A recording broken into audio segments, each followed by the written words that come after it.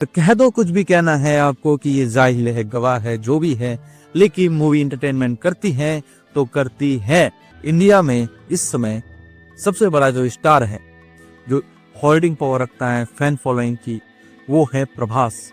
1900 करोड़ लगा के सिर्फ 2000 करोड़ कमाओगे, प्रॉफिट रेशियो उतना ही कम होगा। ये बात सब कुछ जानते हैं साउथ के सिनेमा वाले। मेरी तरफ से पुष्पा 2 मूवी का ये लास्ट वीडियो है। Movies for enjoyment, not for over criticism. ये बात अगर नहीं सुनी हो तो आज सुन लो, क्योंकि ये बात मैंने ही कही है अभी अभी। अगर कोई मूवी देखने जाता है तो उसका पहला उद्देश्य होता है एंटरटेनमेंट। अगर वो उस उद्देश्य को लेकर मूवी देखने नहीं जा रहा है या ओनली क्रिटिसिज्म करने जा रहा है तो वो बात अलग है। बाकी पुष्पा 2 आपको फुल एंटरटेन करती है और इस बात से आप भी सहमत हो। मूवी के ट्रेलर और मूवी के सॉन्ग आपको मासी सिनेमा दिखाने का वादा करती हैं और वो पूरा भी करती हैं इस सिनेमा के तहत। लेकिन कुछ लोगों को अलग अलग जोनरे की मूवी में इसको घुसाना है। तो भाई लोगों, हर मूवी का जोनरे अलग होता है। कोई सस्पेंस थ्रिलर होती है, कोई मिस्ट्री मूवी होती है, कोई कॉमेडी होती है, कोई एक्शन मूवी, कोई मासी मूवी, अलग अलग टाइप की मूवीज होती हैं।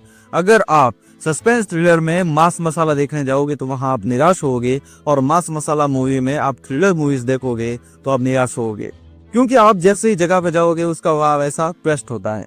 अगर आप छोटी चाय की थड़ी पे सीसीडी वाला टेस्ट लेने जाओगे तो वहां नहीं मिलेगा। सीसीडी का टेस्ट अलग है और चाय की थड़ी का टेस्ट अलग है, और जो चाय की थड़ी पे ऑडियंस जाती है उसका टेस्ट उनको पता है और वो उस हिसाब से की जाते हैं।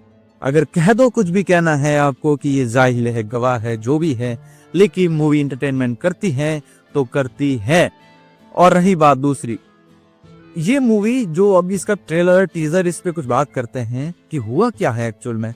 पुष्पा 2 में कई ऐसे सीन्स हैं जो आपको बहुत सारे सवालों के साथ छोड़ जाते हैं। जैसे पुष्पा 2 मूवी के शुरुआत में जो सीन है जापान वाला, वो वहीं पे खत्म हो जाता है जहां पे अल्लू अर्जुन को गोली लगती है। और अगर आप सबसे पहले पुष्पा 2 की टीम ने जो टीजर निकाला था, वेव इज पुष्पा, अगर उसको और इसको कंबाइन करोगे तो आपको समझ में आएगा। और इसका ट्रेलर देखोगे तो वहां पे जब वो जापान किसी आदमी से डील कर रहा है, इस तीनों सीन को मिलाओगे और कंबाइन करोगे तो आपके दिमाग में इमेज बनेगी कि पुष्पा जापान इन फ्यूचर जाता है, ना कि पुष्पा 2 में चला जाता है। पुष्पा 2 में वो चाइना तक की बात करता है, ना कि जापान की। जापान को सिर्फ शुरुआत में दिखाया गया था।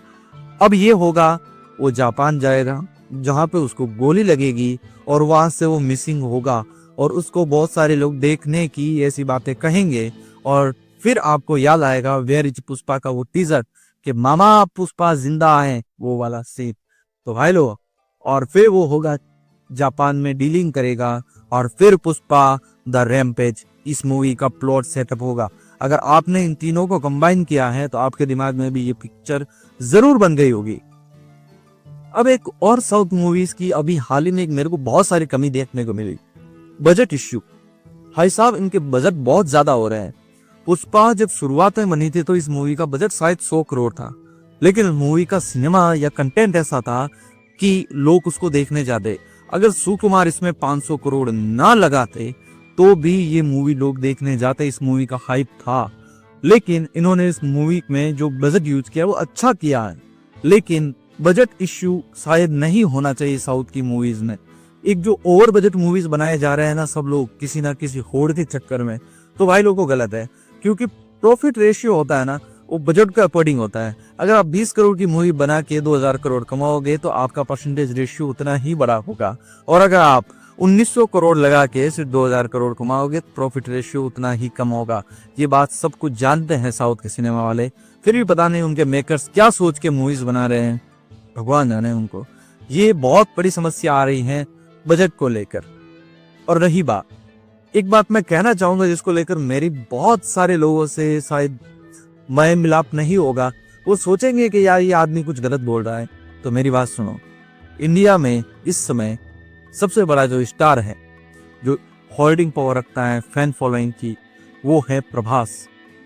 मानता हूं अल्लू अर्जुन की पुष्पा 2 ब्लॉकबस्टर हिट गई है और ये 1500 करोड़ 1000 करोड़ कमाएगी, लेकिन मेरी बात सुनो, जब एक मूवी आती है बाहुबली 2, उसके बाद प्रभास का स्टारडम होता है 7वें आसमान पर। फिर उसकी मूवी आती है साहो, धड़ाम से गिरती हैं, लोग बहुत एक्साइटेड लेकिन खराब निकलती हैं। फिर राधे श्याम आती है, खराब। फिर आती है आदि पुरुष। उसके बाद तो अगर प्रभास की जगह कोई भी एक्टर दूसरा होता तो वो सुसाइड कर लेता, या फिर उसको 10 साल तक कोई मूवी नहीं मिलती। ओम रावत को देख लो, अभी तक लोग ट्रोल करते हैं उसको, उस डायरेक्टर को, लेकिन किसी ने प्रभास को ट्रोल नहीं किया। प्रभास को कहा, लेकिन फिर उसके बाद उनकी नेक्स्ट मूवी आती है सलार, और 700-800 करोड़ सबसे बड़ी ओपनिंग, वो भी शाहरुख खान की मूवी के साथ आई थी। उसके बावजूद तो भाई लोगों को आप खुद सोचो, जो शाहरुख की बच्ची के साथ आकर इतना बड़ा कलेक्शन कर लेगी, और वो एक्टर जिसने खाली में आदि पुरुष दी हैं, तो उस एक्टर की fan following, die hard fan following आप खुद सोचिए। और उसके बाद आती है कल्कि, भाई साहब 1200 करोड़।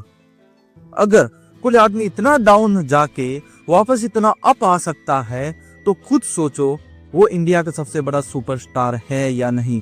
अगर अल्लू अर्जुन और यश को भी इसी टाइप का सुपरस्टार बनना है, तो उनको एक परीक्षा पास करनी होगी।